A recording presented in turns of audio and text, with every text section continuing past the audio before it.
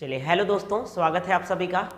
आज जो है वो हम लोग एसएससी जीडी का सेट नंबर 36 करने वाले यानी 36, ठीक है। और ये जो सेट है इसका पूरा का पूरा फुल टेस्ट आपका जो है वो ऑफलाइन क्लास में लगाया जाता है।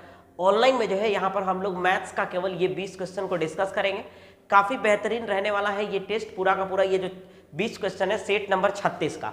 तो आप पूरे वीडियो के लास्ट तक बने रहिएगा और इस टेस्ट में आपको बहुत कुछ सीखने को मिलेगा। तो आते हैं सबसे पहला नंबर सवाल पे। सबसे पहला सवाल ये है मेरे भाई कि एक 210 मीटर लंबी ट्रेन जो है 63 किलोमीटर प्रति घंटे की चाल से बढ़ रही है, तो उसे सिग्नल पोस्ट को पार करने में कितना समय लगेगा, सवाल ये पूछा है। यानी ये है मेरे भाई कि सिग्नल पोस्ट को पार करने में कितना समय लगेगा। समय का मतलब होता है, समय बराबर क्या होता है, दूरी बटे चाल। समय का मतलब क्या होता है जी, दूरी बटे चाल, है ना। दूरी बटे क्या हो जाएगा, चाल। तो जब कोई भी ट्रेन अगर किसी खंभे को पार करेगा, किसी सिग्नल को पार करेगा या कोई आदमी को पार करेगा, तो वो अपनी बराबर लंबाई को तय करेगा। वो अपनी बराबर यानी ट्रेन की जो लंबाई होगा उतना बराबर दूरी को तय करेगा।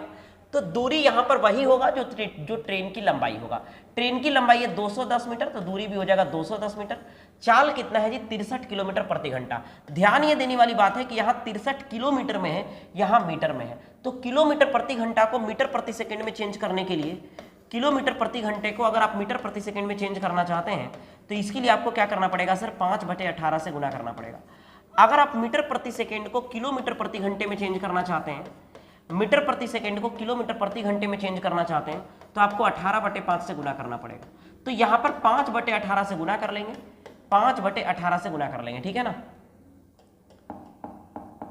इस 63 में 5/18 से क्या कर लेंगे, गुना कर लेंगे, ताकि ये भी मीटर में आ जाएगा और पूरा का पूरा क्या हो जाएगा, सब अब सब के सब मीटर में हो गया, यानी सेम इकाई में हो गया, सेम यूनिट में।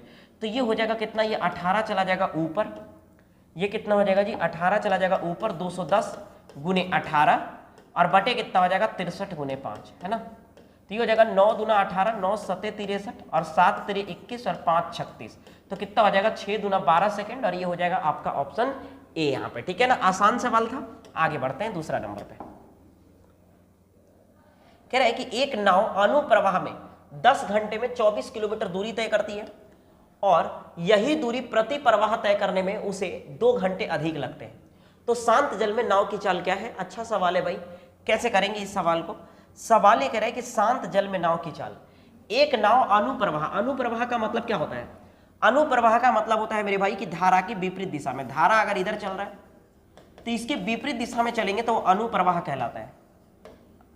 सॉरी, विपरीत नहीं, सेम डायरेक्शन में, धारा की ही दिशा में चलेंगे तो क्या कहलाएगा जी, अनुप्रवाह। ये हो जाएगा आपका अनुप्रवाह, यानी डाउन स्ट्रीम कहते हैं, डाउन स्ट्रीम।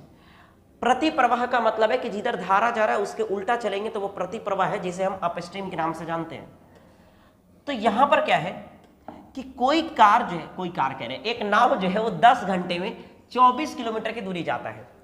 24 किलोमीटर की दूरी अगर 10 घंटे में जाएगा, 10 घंटे में जाएगा जी, तो कितना का स्पीड है यहाँ पर, 2.4 किलोमीटर प्रति घंटे की चाल से चल रहा है। कब, जब अप स्ट्रीम में चला, यानी डाउन स्ट्रीम में चला तब। डाउन स्ट्रीम का मतलब है जब ये अनुप्रवाह में चला तब। जब ये अनुप्रवाह में चला तो इसका जो स्पीड है वो 2.4 किलोमीटर प्रति घंटे है। लेकिन जब ये प्रति प्रवाह में चला तो 2 घंटे अधिक लग गया। प्रति प्रवाह में इतना ही दूरी को, 24 किलोमीटर के ही दूरी को जब प्रति प्रवाह में चला तो 2 घंटा अधिक लगा। पहले 10 घंटा लगता था, अब 2 घंटा अधिक लगा, मतलब 12 घंटा लगा। तो ये कितना हो जाएगा, 2 किलोमीटर प्रति घंटे की चाल हो गया इसमें, किसमें, प्रति प्रवाह में हो गया, यानी अप स्ट्रीम में हो गया, ठीक है ना। आपसे क्या पूछे, शांत जल में नाव की चाल। जब भी नाव की चाल पूछेगा तो अप स्ट्रीम, जब भी आपको नाव की चाल पूछेगा तो आपको क्या करना है, down stream plus up stream बटे 2 करेंगे, ठीक है ना। जब नाव की चाल पूछेगा तो down stream plus up stream बटे 2 करेंगे। और अगर धारा की चाल पूछेगा मेरे भाई, धारा की चाल पूछेगा तो down stream minus up stream बटे 2 करेंगे। यही कहानी बनता है यहाँ पर। आइए, तो आपसे क्या पूछा है, नाव की चाल। नाव की चाल बोला तो 2.4 में से 2 घटाएंगे, सॉरी जोड़ेंगे, क्योंकि नाव की चाल निकालने के लिए down stream plus up stream बटे 2। तो 2.4 में 2 जोड़ेंगे 4.4 हो जाएगा, बटे 2 करेंगे कितना हो जाएगा, 2.2, और ये होगा आपका ऑप्शन बी यहाँ पे, ठीक है ना। आइए आते हैं अगले सवाल पर। बहुत ही साधारण सवाल है, सब आसान आसान सवाल है आज, तो आपको ना एकदम ध्यान से समझना है इसको। आइए अगला सवाल क्या कह रहा है कि एक रकम साधारण ब्याज पर निवेशित की गई, 10 वर्ष में 3 गुना हो जाता है। कोई पैसा जो है वो 10 साल में 3 गुना हो रहा है मेरे भाई। अगर कोई पैसा 10 साल में 3 गुना होगा, मतलब 1 रुपया का चीज 3 रुपया बन जाएगा, तो ब्याज तो 2 ही रुपया मिलेगा ना। कहने का मतलब है कि 10 साल में उन्होंने 2 रुपया का ब्याज कमाया। 10 साल में कितने रुपए का ब्याज कमाया जी? 2 रुपया का ब्याज कमाया। 2 रुपया का ब्याज कमाया कितने साल में? 10 साल में, ठीक है ना। तो आपको रेट निकालना। रेट का मतलब होता है एसआई गुने 100 बराबर पी बटे P into R, P into T, है ना। तो एसआई कितना है? 2 रुपया का ब्याज कमाया, 100, और प्रिंसिपल यानी मूलधन कितना था? मूलधन था 1 रुपया। 1 रुपया की राशि 3 रुपया बना है, तो मूलधन 1 रुपया था, बना है 3 रुपया, तो ब्याज मिला है 2 रुपया। तो 2 रुपया का ब्याज गुने 100, और मूलधन कितना है? 1 रुपया, और समय लगा है यहाँ पे 10 साल। तो 10 से 10 बार में यानी कितना हो जाएगा रेट? 20%, और ये हो जाएगा आपका ऑप्शन बी यहाँ पे 20%, ठीक है ना। आइए अगले सवाल पे आते। क्वेश्चन नंबर अगला यहाँ पर यह है अगला कि 45 मीटर लंबाई और 8 मीटर चौड़ाई वाले आयत का क्षेत्रफल, ये तो कुछ भी नहीं है, आयत का क्षेत्रफल लंबाई गुने चौड़ाई, तो 15 8 कितना हो जाएगा? 120, और ये हो जाएगा आंसर। अगला क्वेश्चन कह रहे किसी वस्तु का अंकित कीमत उसकी लाभ कीमत से, लागत कीमत से 10% अधिक है। किसी वस्तु का जो अंकित मूल्य है उसके लागत मूल्य से 10% अधिक है। तो लागत मूल्य यानी सीपी अगर 100 रुपया है मेरे भाई, सीपी अगर 100 रुपया है जी, सीपी कितना है जी? 100 रुपया। तो अंकित मूल्य जो होगा वो 10% अधिक है। 10% अधिक का मतलब है अंकित मूल्य जो है सर वो 110 रुपया है। अंकित मूल्य क्या है मेरे भाई? 110 रुपया। सवाल में बोला कि अंकित मूल्य पर 10% का डिस्काउंट दिया गया, छूट दिया गया। अंकित मूल्य पर 10% का डिस्काउंट दिया गया। अंकित मूल्य है कितना जी? 110 रुपया। 110 रुपया पे 10% छूट डिस्काउंट देंगे, तो डिस्काउंट होगा कितना? आप बोलेंगे 110 का 10 रुपया, 10% कितना होगा? 110 का अगर 10% निकालना चाहते हैं तो एक जीरो हटा देंगे, यानी 11 रुपया का डिस्काउंट देगा। अगर 110 रुपये के सामान पे 11 रुपया डिस्काउंट देगा तो सामान को 99 रुपया में बेचेगा, और अगर 100 रुपया में सामान खरीदते 99 रुपया में बेच रहा है तो 1% का यहाँ पे हानि होगा, और ये हो जाएगा आपका ऑप्शन डी यहाँ पे, ठीक है ना। आइए आते हैं अगले सवाल पर। कह रहे एक स्थूल के मैदान की लंबाई का उसकी चौड़ाई से अनुपात इतना है। चौड़ाई 40 है तो लंबाई कितना है? लंबाई इतना है जी, चौड़ाई इतना है। चौड़ाई 40 है यानी 2 का मान 40 है, बोलिए कितना गुना? 20 गुना। तो 5 का मान पूछा है तो 5 का मान 20 गुना कितना हो जाएगा? 100, यानी लंबाई कितना हो जाएगा? 100 मीटर। अगला क्वेश्चन में आएंगे। 7 व्यक्ति 7 दिन तक 7 घंटे काम करता है। हम आपको बोले थे कल कि M1 D1 H1 बटे क्या हो जाएगा? कुछ भी यहां रहेगा, बराबर M2 D2 H2, और यहां कुछ भी रहेगा उससे कोई मतलब नहीं है। मेरा कहने का मतलब यह है कि जब भी आदमी, दिन और घंटा ऊपर रहेगा और बाकी कुछ भी रहेगा, जैसे इनकम हो गया, सोर्स कितना कमा रहा है, ये सब खर्चा वगैरह सारा का सारा चीज नीचे रहेगा। अब आइए 7 आदमी है, 7 आदमी है, कितना दिन में काम करता है? तो 7 दिन में। प्रत्येक दिन कितना घंटा करता है? बोलेंगे 7 घंटे करता है। तो 7 आदमी 7 दिन में 7 घंटे काम करता है, ठीक है ना। करते हुए कार्य की 7 यूनिट काम करते हैं, और काम कितना करता है? 7 इकाई काम करता है। तो जितना काम किया, केवल आदमी, दिन और घंटा को ऊपर रखना, बाकी सब चीज नीचे। ये 7 काम है, ये आदमी, दिन, घंटा में से नहीं है, तो ये 7 रहेगा नीचे। फिर कह रहे हैं 5 व्यक्ति 5 दिन में 5 घंटे प्रतिदिन काम करेगा, तो कितना यूनिट काम करेगा? एक्स का मान निकालना है आपको, कितना यूनिट काम करेगा, यानी एक्स का मान निकालना है। आइए 7 से 7 कटेगा जी, तो ये हो जाएगा 49, एक्स तिरछे गुना करेंगे, 5 × 25 × 125, यानी एक्स का जो मान आएगा सर वो 125/49, और ये हो जाएगा आपका ऑप्शन बी यहां पर, ठीक है ना। ये हो जाएगा बी। आते हैं अगले सवाल पर। क्वेश्चन नंबर 8 कह रहा है यदि एक सम बहुभुज में इसका आंतरिक और बाह्य कोण से 132 डिग्री बड़ा है। कुछ भी नहीं है यहाँ पे, सम बहुभुज में आंतरिक कोण। सम बहुभुज का मतलब होता है एक ऐसा फिगर, एक ऐसा पॉलीगोन, एक ऐसा बहुभुज जिसके चारों कोण और चारों भुजा बराबर हो। जैसे मान लीजिए ये वर्ग है, वर्ग में क्या होता है? चारों भुजा भी बराबर होता है, चारों कोण भी क्या होते हैं? आपस में बराबर होते हैं। तो सम बहुभुज का मतलब होता है एक ऐसा बहुभुज जिसके चारों भुजा बराबर और चारों कोण बराबर होते हैं, तो ऐसे केस में वो सम बहुभुज कहलाता है। तो किसी भी सम बहुभुज के लिए जो प्रत्येक आंतरिक कोण होता है जी, प्रत्येक आंतरिक कोण का जो मान होता है मेरे भाई, प्रत्येक आंतरिक कोण का जो मान होता है वो होता है n-2/n गुने 180 डिग्री, ठीक है ना। ये आपको याद रखना है।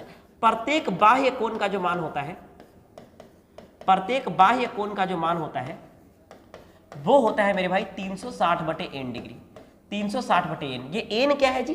तो n यहां पर है आपका भुजाओं की संख्या, n है भुजाओं की संख्या, n है जी भुजाओं की संख्या, ठीक है ना। अब आइए सवाल में बोला कि एक सम बहुभुज में जो आंतरिक कोण है वो बाहरी कोण से 132 ज्यादा है। आंतरिक कोण जो है वो बाहरी कोण से 132 ज्यादा है। तो आंतरिक कोण कितना होता है? आंतरिक कोण होता है n/2/n गुने 180 और बाहरी कोण है 360/n और ये क्या है 2 यहाँ पर कितना ज्यादा है? 132 ज्यादा है। तो आपको क्या करना है, इस तरह से 132 लिख लेंगे, ठीक है ना। तो ये यहाँ पर कितना आएगा मेरे भाई? यहाँ पर अगर आप एलसीएम लोगे तो ये हो जाएगा नीचे में n, ऊपर हो जाएगा 180, n माइनस का 180 गुने 2 360 और ये माइनस का कितना हो जाएगा 360 और ये हो जाएगा बराबर का 132। आपको दिख रहा है ये 360 कटेगा नहीं, ठीक है ना, कटेगा नहीं, हम काट रहे थे। तो ये हो जाएगा कितना 180 n माइनस का 360 720 हो जाएगा और ये हो जाएगा 132 का n, तिरछे गुना कर लिए। अब आपको क्या करना है, यहाँ पर आपको अब n का मान निकालना। तो 180 n इधर है, ये इधर आएगा तो घटेगा। 132 में कितना जोड़ेंगे कि 80 आ जाएगा? 132 और 8 40 यानी 48 जोड़ना पड़ेगा, नहीं तो 48 n का मान 720 है ना। तो ये कितना हो जाएगा 24 दूना 48, 24 तिया 72, 2 से कितना बार में कटेगा जी? 15 बार में, यानी n का मान 15 है, मतलब 15 भुजा वाला वो बहुभुज है जिसके आंतरिक कोण जो है वो बाह्य कोण से 132 यहां पर ज्यादा है। आते हैं अगले क्वेश्चन पे, क्वेश्चन नंबर नेक्स्ट। अगला सवाल है आपके पास कि एक रेलगाड़ी है,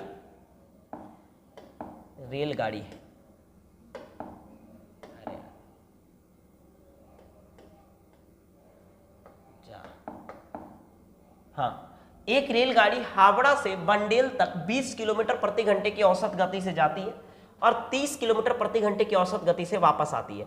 गाड़ी की पूरी यात्रा की औसत गति क्या होगा? आसान सवाल है।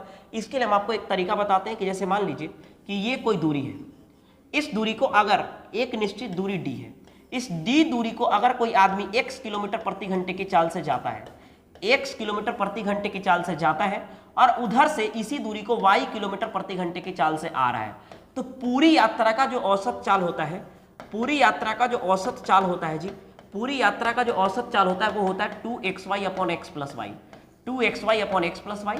तो 2 गुने x, पहला स्पीड कितना है जी? पहला स्पीड है 20, y कितना है? y है यहाँ पर 30 बटे में x + y, 20 30 कितना हो जाएगा 50, 0 से 0 कटेगा 5 से 4 बार में, 4 × 3 = 12 दूना 24 यानी 24 किलोमीटर प्रति घंटा। ये हो जाएगा आपका ऑप्शन यहाँ पर सी, ठीक है ना। आते हैं अगले सवाल पे।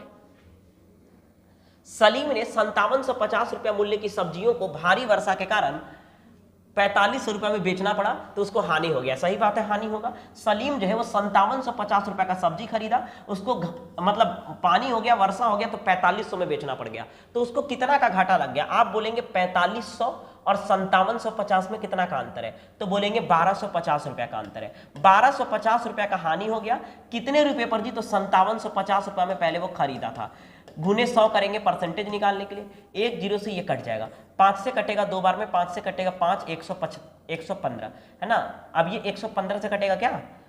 5 से कटेगा तो 23 बार में, 5 से कटेगा 25, 250, 250 को आपको 23 से भाग देना होगा तो कितना हो जाएगा?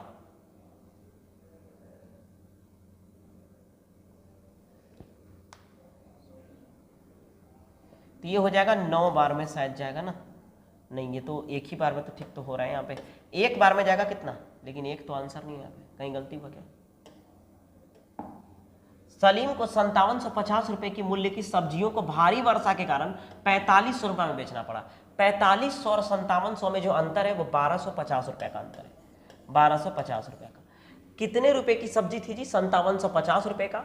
तो हानि निकालना है, 5750 रुपया का 50 रुपया पर 1250 का लॉस हो गया, घाटा लग गया, तो हानि निकालने के लिए यानी बटे में 5750 और गुने क्या कर लेंगे 100% निकालने के लिए। तो आपको क्या करना है, ये कट जाएगा क्या? ये 25 से कटेगा? हाँ सर कटेगा, 25 × 5 = 125, 25 दूना 50 और 25 × 3 = 75, तो ये कितना हो गया 500, 500 हो गया यहाँ पर, और ये कितना हो गया जी 23 है ना, 23 दूना 46, उस समय कुछ गलती हो गया था, ये 4 हो जाएगा, 23 × 1 = 23, ठीक है ना, और ये 7 हो जाएगा। 21 वाला एक ही ऑप्शन है, ऑप्शन ए, और यहाँ पर हो जाएगा 21.74%। आपको पूरा करने की जरूरत नहीं है, थोड़ा सा करने के बाद आपको ऑप्शन पे ध्यान रखना है कि ऑप्शन कहना क्या चाह रहा है, ठीक है, उसके हिसाब से काम करेंगे। आइए अगले सवाल पे आएंगे। कह रहा है यहां पर कि यदि किसी वस्तु के विक्रय कीमत उसकी लागत कीमत का 1/1/3 है। 1/1/3 का मतलब होता है 3 एकम 3 और 1 4/3, यानी कह रहा है यहां पर किसी वस्तु की विक्रय कीमत का मतलब है विक्रय मूल्य। किसी वस्तु का विक्रय मूल्य जो है वो उसके क्रय मूल्य का 4/3 है। क्रय मूल्य का 4/3 है, जिसका 4/3 बोलेगा, जिससे तुलना करेगा वो नीचे, तो क्रय मूल्य का 4/3 है, तो तुलना किससे हो रहा है? क्रय मूल्य से। तो क्रय मूल्य कितना है जी? 3 रुपया। क्रय मूल्य 3 रुपया है और विक्रय मूल्य कितना है? 4 रुपया। तो प्रॉफिट कितना का हुआ? 1 रुपया का। 1 रुपया का प्रॉफिट हो गया। क्रय मूल्य 3 रुपया, विक्रय मूल्य 4 रुपया, 1 रुपया का फायदा हो गया। कितना रुपए पर जी? 3 रुपए पर। 1/3 का प्रॉफिट हुआ, और 1/3 का मतलब होता है 33.1/3%, है ना, और ये हो जाएगा आपका ऑप्शन बी यहाँ पे।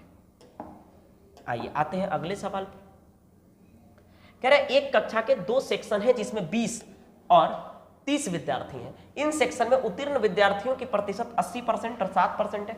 पूरी कक्षा में उत्तीर्ण विद्यार्थी कितना है? बहुत अच्छा। एक सेक्शन ए है और एक सेक्शन बी है। सेक्शन ए में 20 विद्यार्थी है, दूसरे सेक्शन में 30 विद्यार्थी है। तो जो रेशियो होगा वो 2:3 में यहाँ पर विद्यार्थी हैं। दोनों सेक्शन में 2:3 में विद्यार्थी हैं। सवाल में ये कह रहा है कि पहले सेक्शन से 80% लोग पास होता है जी। पहले सेक्शन से कितना पास होता है मेरे भाई? पहले सेक्शन से 80% पास होता है। दूसरे सेक्शन से जो पास होता है वो कितना होता है जी? 60%। दूसरे सेक्शन से जो पास होता है वो कितना होता है जी? 60%। हमसे पूरा पूछा, पूरा कितना पास होगा, आपको ऐसे करना है, तो कुछ नहीं करना है, 80 गुने 2 इसको गुना करना है, तो 160%, ठीक है ना, और ये हो जाएगा 60 दिया 180, तो कितना हो जाएगा? 180%। और बटे टोटल रेशियो कितना है? टोटल बच्चा कितना है? 2 और 3 5, है ना। 180 और 160 कितना आ जाएगा? 200 340। 340% को 5 से भाग देंगे तो ये कितना हो जाएगा? 68%, और ये होगा आपका ऑप्शन बी यहाँ पे, ठीक है ना। आइए अगले सवाल पे आएंगे। कह रहा है कि 16 वर्ष पहले मेरे नाना की आयु मुझसे 9 गुना थी। 16 साल पहले कह रहा है, 16 साल पहले, एक ठो हम है मैं और एक हो गया नाना, ठीक है ना। तो 16 साल पहले यहां लिख देते हैं। 16 साल पहले जो बोल रहे हैं यहां पर कि 16 साल पहले जो है मेरे नाना की आयु मुझसे 9 गुना अधिक थी। मुझसे 9 गुना क्या थी? अधिक थी। तो यानी मेरा आयु अगर 16 साल पहले 1 हो रहा होगा तो नाना का आयु 9 हो रहा होगा, क्योंकि 9 गुना था ना। 9 गुना क्या था? यहाँ पे अधिक थी। अब से 8 साल बाद, 8 साल में कहने का मतलब है कि प्रेजेंट से 8 साल बाद, प्रेजेंट से 8 साल बाद, प्रेजेंट से 8 साल बाद मतलब हम प्लस लिख रहे हैं, समझ जाएंगे। प्रेजेंट से 8 साल बाद जो मुझसे 3 गुना हो जाएंगे, यानी नाना जो है वो मुझसे क्या हो जाएंगे जी? 3 गुना हो जाएंगे प्रेजेंट से 8 साल बाद। ऐसा सवाल में बोला है। मुझसे जो है वो क्या हो जाएंगे? 3 गुना हो जाएंगे नाना। उनकी आयु 3 गुना हो जाएगी। 8 साल पहले मेरी आयु और मेरे नाना की आयु का अनुपात क्या होगा? सवाल में बोला कि मेरे भाई, सवाल ये बोला है कि 16 साल पहले जो है वो नाना जो है वो मेरे 9 गुना थे, और अभी से 8 साल बाद नाना जो होंगे वो हमसे 3 गुना हो जाएंगे। तो सवाल में ये बोला है कि 8 साल पहले मेरे और मेरे नाना की आयु का अनुपात क्या होगा, ये हमसे सवाल में पूछा है, ठीक है ना। तो आइए, तो कैसे करेंगे मेरे दोस्त? नाना की आयु 9 है तो मेरी आयु 1 है। 8 साल बाद, तो यहां पर क्या है कि यहां तो हम तो बढ़िए नहीं रहे हैं। यहां देख रहे हैं, यहां तो 16 साल पहले भी हम एक थे और अभी भी 1 है, तो ऐसे तो नहीं हो सकता। बढ़ेगा तो दोनों बढ़ेगा भाई। तो यहाँ अंतर है ही नहीं कुछ, यहाँ 6 का अंतर है। तो दोनों अंतर बराबर करने के लिए आपको क्या करना पड़ेगा? इसके अंतर से गुना करना है। यहाँ अंतर है 2 का, यहाँ अंतर है कितना का? 8 का, ठीक है ना। तो 8 से इस रेशियो में गुना करेंगे और 2 से इस रेशियो में गुना करेंगे। अब यहाँ पर ये बराबर आ जाएगा, अंतर क्या हो जाएगा जी? बराबर। आइए तो इधर ही लिख देते हैं। ये हो गया नाना और ये क्या हो गया? मैं। ये हो गया 9 दूना 18 और ये 2 एकम 2 और ये हो जाएगा 8 तरीके 24 और 8 एकम 8। अब हुआ क्या कि हम जो है उतने समय में, जितना समय पहले और बाद का जो अंतर हुआ, उतने समय में हम 2 से 8 हो गए यानी 6 बढ़े, और नाना भी 18 से 24 हुए 6 बढ़े। क्योंकि सीधा सा बात है कि कोई एक आदमी जितना बढ़ता है उतना ही दूसरा आदमी भी बढ़ता है। जैसे मान लीजिए अगर हम अभी से 5 साल बाद 5 साल बढ़ेंगे तो आप भी तो 5 ही साल बढ़ेंगे ना, ऐसा थोड़ा ना कि आप 7 साल बढ़ जाएंगे। हर लोग बराबर बढ़ता है। तो यहाँ जो है वो 6 का वृद्धि हो रहा है। कितना का वृद्धि हो रहा है? 6 का। लेकिन सवाल के अनुसार अंतर कितना का है? 16 साल पहले, जैसे मान लीजिए वर्तमान है तो 16 साल पहले और 8 साल बाद, तो 16 साल पहले और 8 साल बाद, यानी 16 और 8 24 का अंतर है। तो 6 का मान कितना है जी? 24। तो 1 का मान कितना है? 4। कितना गुना है जी? 4 गुना। 1 का मान 4 गुना है। तो नाना का उम्र 18 चौके कितना हो जाएगा? 72। और मेरा उम्र कितना हो जाएगा? 2 चौके 8, है ना। ये हो गए नाना और ये हो गए हम, ठीक है ना, हम, ठीक है। लेकिन ये कब का है? हम इस रेशियो से निकाले हैं। इस रेशियो से निकालने का मतलब है ये 16 साल पहले का है। 16 साल पहले का है। हमसे वर्तमान बोला है ना कि 8 साल पहले बोला है, 8 साल पहले बोला है। ये 16 साल पहले का उम्र है नाना और मेरा। अगर 8 साल पहले का उम्र अगर हमसे पूछे, अगर हमसे क्या पूछे जी? 8 साल पहले का उम्र पूछे, 8 साल पहले का उम्र, 16 साल पहले का है तो यहां से 8 साल पहले का उम्र अगर हम निकालेंगे, ये तो गड़बड़ कुछ दिख रहा है यहाँ पे। 8 साल पहले मेरी आयु का मेरे नाना की आयु से अनुपात क्या था?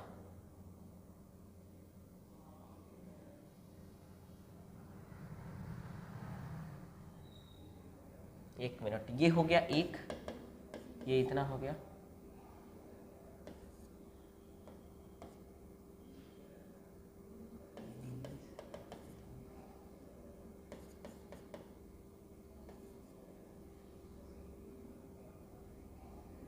ठीक तो है। ये क्या कह रहे हैं? नाना 72 साल के होंगे और हम कितने हो जाएंगे? 8 साल के।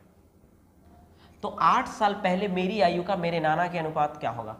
8 साल पहले अगर यहाँ घटाएंगे तब तो यहाँ पर ये 16 साल पहले है। हाँ ठीक है, चलिए सही है। 16 साल पहले जो है वो नाना का उम्र 72 साल है और मेरा उम्र 8 साल है। सवाल में ध्यान से सुनिएगा, अच्छा सवाल है। 16 साल पहले यानी यहां पर का उम्र दिया है, हमसे 8 साल पहले का मात्र पूछा है, तो आपको 8 साल ऊपर जाना पड़ेगा क्योंकि आपको यहां तक का उम्र पता है, यहां तक का उम्र पता है 16 साल पहले। आपको 8 साल पहले का पूछा है तो आपको यहां तक का ही पूछा है, तो यहां से आपको उठ के यहां जाना पड़ेगा, यानी 8 आपको जोड़ना पड़ेगा दोनों उम्र में। तो 72 में 8 जोड़ेंगे 80 और 8 में 8 जोड़ेंगे 16, तो ये हो जाएगा मेरे भाई 1:5। 5:1 जो है वो नाना और मेरा है, लेकिन हमसे मेरा और नाना पूछा है तो उल्टा हो जाएगा 1:5। ये हो जाएगा ये सवाल। बहुत अच्छा सवाल था अपने आप में, ठीक है। आगे बढ़ते हैं नेक्स्ट। अगला सवाल है जी, एक व्यक्ति ने चावल की 7 बोरी जो है वो 800 रुपये में खरीदा और चावल की 8 बोरा जो है वो 1000 रुपये में खरीदा और चावल की 5 बोरी 1200 रुपये प्रति किलो के हिसाब से खरीदा।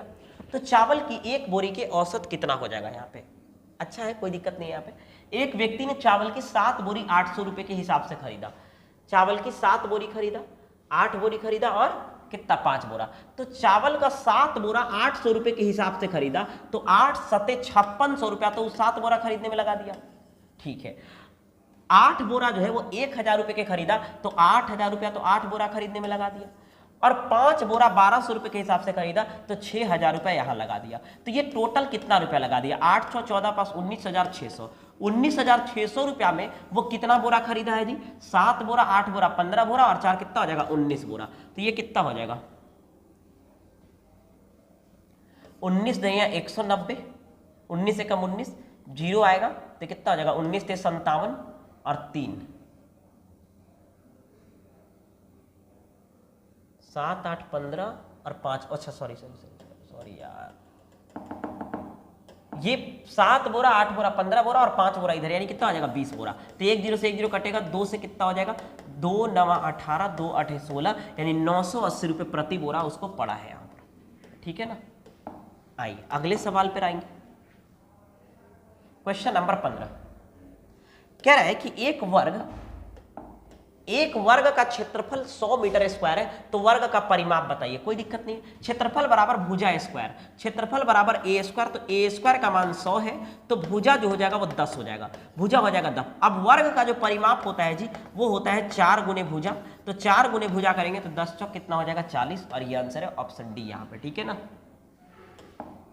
अगला सवाल है आपके पास 16 नंबर। एक आयताकार टैंक की लंबाई, चौड़ाई और ऊंचाई जो है वो 7, 6 और 5 मीटर का है, तो टैंक का आयतन कितना है? आयताकार टैंक का आयतन बराबर क्या होता है?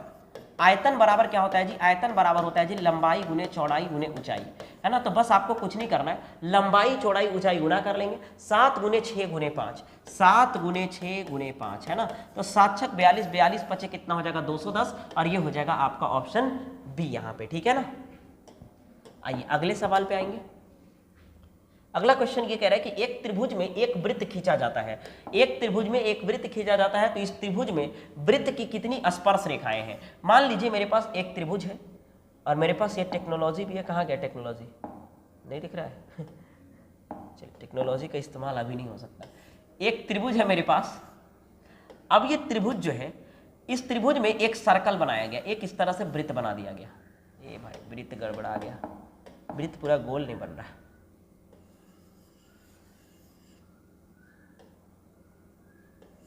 ये एक सर्कल इस तरह से ड्रॉ कर लिया गया, ठीक है ना। तो कह रहा है कि इस वृत्त की कितनी स्पर्श रेखा है, ये पूछा है। स्पर्श रेखा का मतलब कि कितनी ऐसी रेखा है जो वृत्त को छूते हुए निकल रहा है एक बिंदु पर। तो ये एक रेखा ये हो गया, एक रेखा ये हो गया जो छू रहा है, और वृत्त को एक रेखा ये हो रहा है जो छू रहा है, और कोई तो छू नहीं रहा है। तो ये हो जाएगा 3 और आपका ऑप्शन हो जाएगा सी, ठीक है। आगे बढ़ते हैं अगले क्वेश्चन में। कह रहे यदि किसी वृत्त की त्रिज्या r है और व्यास d है तो परिधि क्या होगा? परिधि क्या होगा? परिधि तो वृत्त की जो परिधि होती है जी, वृत्त की परिधि वो कितना होता है जी? 2 पाई आर। 2 पाई आर, तो 2 पाई आर तो है ही यहाँ पे, त्रिज्या आर है, व्यास डी है, तो 2 पाई आर हो गया खत्म। वृत्त की परिधि क्या होगा? हाँ ठीक तो है। पाई डी भी हो सकता है, लेकिन पाई डी ऑप्शन में नहीं है, क्योंकि 2 आर को क्या लिख सकते हैं? डी। त्रिज्या का 2 गुना ही व्यास होता है, तो 2 आर के जगह हम डी लिख सकते हैं, तो ये पाई डी भी हो सकता है, लेकिन पाई डी आपका ऑप्शन में नहीं है, यही ऑप्शन में, तो डी हो जाएगा, ये आंसर है। चलिए अगले सवाल पे आएंगे। एक व्यक्ति ने 10 चीजें 8 रुपया में खरीदी और 1.25 रुपए के हिसाब से बेच दिया। हुआ क्या कि 10 को सामान खरीदा कितना रुपया में? 8 रुपया में। तो मेरे भाई क्रय मूल्य जो है वो 8 रुपया है, लेकिन बेचने के वक्त एक सामान को 1.25 में बेचा। एक सामान को अगर 1.25 में बेचा और टोटल अगर वो 10 सामान बेच रहा है तो 12.5 रुपया में वो टोटल बेचा है। मतलब जो विक्रय मूल्य है वो यहाँ पर कितना है जी? 12.5 रुपया। 8 रुपया में खरीद के 12.5 रुपया में बेचा है, 4.5 रुपया का फायदा हो गया। कितने रुपए पर जी? 8 रुपये पे गुने 100, है ना। ये दशमलव से ये 0 कट जाएगा, 2 से 4 बार में, 2 से कितना हो जाएगा? 5 बार में। ये कितना हो जाएगा? 225 बटे कितना हो जाएगा? 4। 225 बटे 4 का मतलब कितना हो जाएगा? ये हो जाएगा 56.1/4%, ठीक है ना। अब आते हैं अगले क्वेश्चन पे। ये आपके पास सवाल है, कह रहा है कि एक बस ड्राइवर 200 किलोमीटर की यात्रा करना चाहता है। वह 40 किलोमीटर प्रति घंटे की गति से यात्रा करता है और 3 विभिन्न होटलों पर 15 मिनट, 30 मिनट और 15 मिनट के लिए आराम करता है। वह अपनी यात्रा प्रातः 9 बजे शुरू करता है, तो अपनी अंतिम गंतव्य स्थान पर कितने बजे पहुंचेगा? अब मान लीजिए कि वो कोई रुकता उकता नहीं, कोई होटल पे कहीं नहीं रुकता, तो कितना समय लग जाता? ये होटल पे रुक गया इसलिए थोड़ा इसको ज्यादा समय लगेगा, लेकिन अगर ये कहीं नहीं रुकता तो मेरे भाई 200 किलोमीटर की दूरी इसको जाना है और 40 की स्पीड से चलेगा, तो भाई 5 घंटे में ये चल जाता अगर वो कहीं नहीं रुकता। 5 घंटे में चल जाता अगर वो कहीं नहीं रुकता तो। लेकिन होगा क्या कि 3 विभिन्न स्थानों पे वो रुकता है, तो 15 मिनट एक जगह रुका, एक जगह 15 मिनट, तो आधा घंटा इधर रुक गया और 30 मिनट इधर, तो आधा आधा कितना हो गया? 1 घंटा रुक गया। 5 घंटे तो उसको नहीं रुकता तब लगता, 1 घंटे और एक्स्ट्रा लगेगा क्योंकि रुक गया, यानी 6 घंटे टोटल समय लग गए। 9 बजे से 6 घंटे, 9 बजे सुबह से कितना हो जाएगा? 6 घंटा, तो 6 घंटा कितना हो जाएगा? 9 6 15, यानी 3 बजे पहुंचेगा। 3 बजे ये क्या होगा? अपराह्न या पूर्वाह्न? हिंदी में एम पीएम में क्या होता है? पूर्वाह्न। तो ये हो जाएगा ए, ठीक है ना। पीएम में है ना, यानी 6 घंटे यानी जुटेगा तो कितना हो जाएगा? 3 बजे पूर्वाह्न, यहाँ पे 3 बजे पीएम, 9 बजे यात्रा करता है तो 3 बजे पहुंचेगा, ठीक है। तो इस तरह से ये टोटल का टोटल 20 क्वेश्चन था, जो सेट नंबर 36 था एसएससी जीडी का, ठीक है, जिसका टेस्ट जो है वो आपका ऑफलाइन में लगता है और यहाँ पर हम लोग डिस्कशन करते हैं। ऐसे ही आप डेली की डेली वीडियो में देख सकते हैं, डेली की डेली डिस्कशन को देख सकते हैं। फिर मिलेंगे नेक्स्ट वीडियो में। That's all, thank you, love you, bye bye, take care.